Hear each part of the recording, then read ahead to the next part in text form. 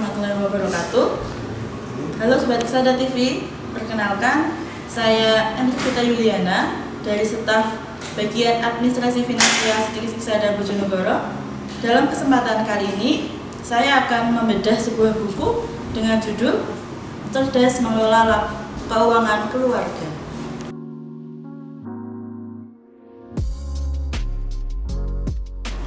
Identitas buku, judul buku Cerdas Mengelola Keuangan Keluarga, ditulis oleh Dr. Sulastiningsih MSI, diterbitkan oleh Omah Dakwah Proyumedia, diterbitkan pada tahun 2008 dengan jumlah 178 halaman dan sudah ber-ISBN 979 1273 278. Kita akan mengulas sedikit tentang penulisnya.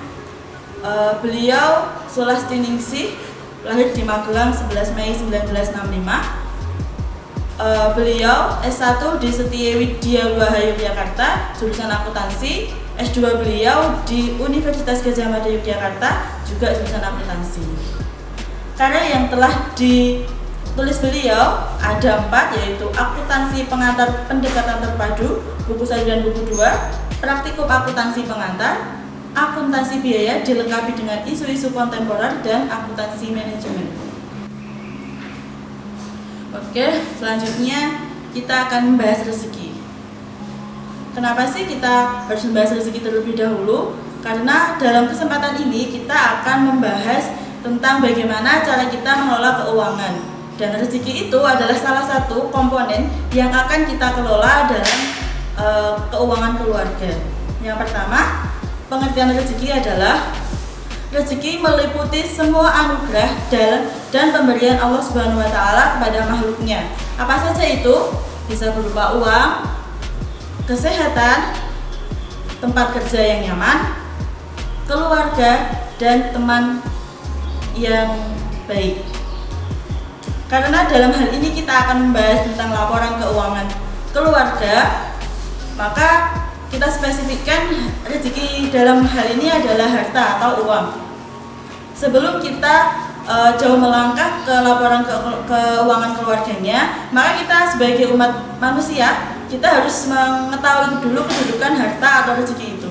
Yang pertama, harta sebagai amanah Allah Subhanahu wa taala. Artinya, harta itu titipan, maka sebagai manusia yang dititipi oleh Allah Subhanahu wa taala, maka kita harus menggunakan harta itu di jalan yang baik. Jadi kita harus sadar bahwa harta itu adalah mutlak milik Allah Subhanahu wa taala. Maka karena kita sudah dititipi, maka kita harus amanah dalam menggunakannya. Kemudian yang kedua, harta sebagai perhiasan hidup yang memungkinkan manusia dapat menikmatinya secara tidak berlebihan. Artinya apa? Kita sadar bahwa manusia itu cenderung ingin menguasai, memiliki, sehingga kita harus paham karena harta ada sebagai perhiasan, sehingga kita bisa mengelola harta itu agar harta itu tidak membuat kita semakin sombong, merendahkan sesama manusia yang lainnya, semakin melupakan Allah Subhanahu wa taala sebagai pemilik mutlak harta. Yang ketiga, harta sebagai ujian keimanan. Artinya dalam hal ini bagaimana cara kita mendapatkannya? Apakah kita mendapatkannya dengan jalan yang halal ataupun yang haram? Kemudian yang selanjutnya, harta sebagai bekal ibadah. Artinya bahwa kita harus menggunakan harta itu di jalan Allah, yaitu semisal untuk zakat, untuk sedekah, untuk ibadah haji, sebagaimana rukun Islam yang kelima. Kemudian setelah kita mengetahui kedudukan harta, maka kita juga harus tahu apa saja sih yang bisa memperlancar rezeki itu. Yang pertama, mencukupkan diri dengan yang halal dan menghindari yang haram. Jadi kalau bisa, kalau kita mengetahui cara mendapatkan harta itu dengan jalan yang halal, maka kita harus menghindari mencari harta itu dengan jalan yang haram. Kemudian menjauhkan diri dari hal-hal yang bersifat subiyat. Apa itu subiyat? Subiyat adalah sesuatu yang masih ragu-ragu antara halal dan haramnya. Jadi kita harus menghindari hal-hal tersebut. Kemudian senantiasa berprasangka baik kepada Allah. Jadi semisal kita kok diuji sama Allah, dengan kesusahan, maka kita harus berprasangka bahwa setelah ujian itu Allah akan menciptakan kenikmatan yang sebenarnya Allah itu sudah siapkan untuk kita gitu. Kemudian kita juga harus beriman dan bertakwa kepada Allah Subhanahu wa taala. Senantiasa bertawakal, berserah diri kepada Allah Subhanahu wa taala. Kemudian bersabar, bersyukur, memperbanyak istighfar, dan senantiasa berikhtiar, berusaha dan menyambung tali silaturahmi. Kemudian bersungguh-sungguh dalam beribadah dan senantiasa berdoa. Kalau biasanya ibadah itu janganlah sampai kita menganggap ibadah itu hanya menggugurkan kewajiban saja. Maka jika kita menganggap ibadah itu hanya menggugurkan kewajiban saja, maka niat kita untuk Allah itu hanya sekedar menggugurkan niat tanpa didasari dengan niat yang sebenar-benarnya bahwa kita adalah makhluk Allah. Memperbanyak infak dan sedekah, yang sebenarnya kalau kita lihat kasat mata, infak atau sedekah itu sebenarnya mengurangi harta kita, tapi sebenarnya kalau bisa kita pahami, sebenarnya harta kita tidak berkurang karena Allah akan menggantikannya berkali-kali lipat ketika kita melakukan infak ataupun sedekah. Tekun, ulet, dan kerja keras, yang terakhir itu. Kemudian apa sih yang menjadi penghambat rezeki? Satu, bermalas-malasan. Kemudian yang kedua, berburuk sangka terhadap rahmat Allah Subhanahu wa taala. Yang ketiga, rakus terhadap dunia, sehingga kadang manusia itu karena ingin cepat kaya, manusia lupa dengan prosesnya, sehingga dia akan menempuh jalan apapun, tidak peduli itu haram maupun jalannya halal. Perilaku boros dan kikir. Kemudian merencanakan pemasukan dan pengeluaran keluarga. Apa sih fungsinya? Kita merencanakan pemasukan dan pengeluaran keluarga. Yang satu itu sebagai alat pengendali keuangan. Artinya apa? Setelah kita membuat rencana pengeluaran dan pemasukan, kita bisa tahu dalam satu bulan itu kita lebih enggak sih pemasukan kita. Jadi kalau kita lebih bisa kita saving, kalau kurang kita bisa mengurangi pengeluaran yang dirasa kurang urgent gitu. Sebagai motivasi dalam berikhtiar, artinya apa? Tentu saja semua manusia, keluarga itu punya keinginan baik yang berjangka panjang maupun yang berjangka pendek, sehingga merencanakan pemasukan ini adalah alat untuk mencapai tujuan itu. Kemudian caranya bagaimana untuk bisa merencanakan pengeluaran dan pemasukan keluarga. Satu, mengatur aktivitas keluarga dalam melakukan konsumsi sumber daya yang efektif dan efisien. Artinya apa? Keluarga harus bisa memilih mana yang menjadi kebutuhan dan mana yang menjadi keinginan, sehingga kita bisa lebih berhemat dan ada celah untuk kita bisa men-save dana dari pendapatan kita. Mengendalikan gaya hidup konsumtif, artinya apa? Akhir-akhir ini banyak mungkin para wanita ya yang sering tergoda untuk belanja online ataupun tergoda sama iklan-iklan. Maka kita agar kita sukses untuk mengelola keuangan keluarga, kita harus mengendalikan gaya hidup yang konsumtif yang nanti jatuhnya akan membuat kita boros. Kemudian manajemen kas keluarga ini yang cara yang pertama yang bisa dilakukan yaitu jangan menyimpan kas di rumah melebihi jumlah yang dibutuhkan. Karena kalau ada cash di rumah itu, keinginan untuk berbelanja, keinginan untuk mengeluarkan itu akan lebih besar dibandingkan kalau uang kita itu ada di tabungan ataupun di bank gitu.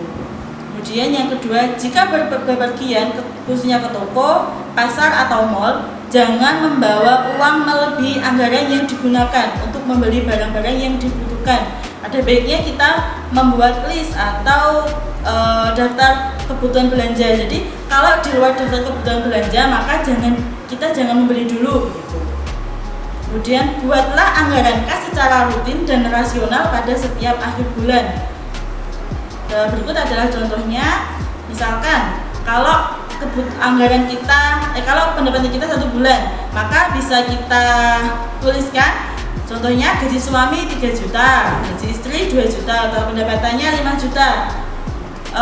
Kemudian pengeluarannya kita tulis, ada listrik, PDAM, pulsa itu 1 juta. Kemudian kebutuhan makan dalam 1 bulan 1,5, kebutuhan anak mulai SPP, uang saku, mungkin yang punya bayi ada popok, susu itu 1 juta. Bensin untuk bepergian ke tempat kerja atau mungkin ke tempat belanja atau rekreasi mungkin itu 700.000.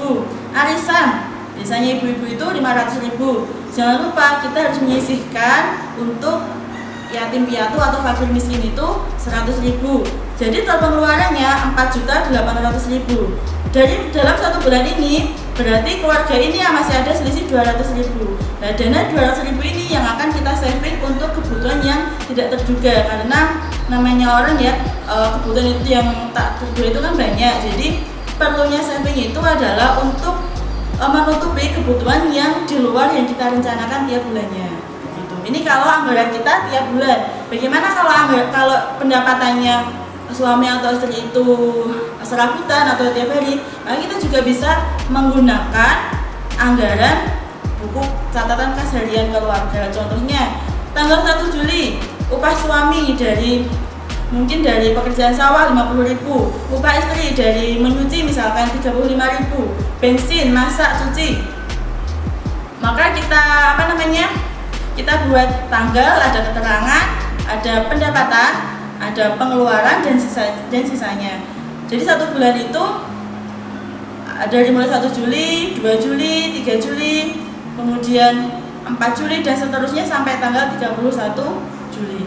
Setelah kita akumulasikan, setelah kita rekap, maka akan muncul berapa pengeluarannya dan berapa pendapatannya, sehingga kita bisa tahu apakah ada dana yang bisa di-saving ataupun tidak. Kalaupun tidak, maka untuk ke depan kita bisa mengurangi pengeluaran yang tidak urgent, yang belum urgent, maksudnya begitu.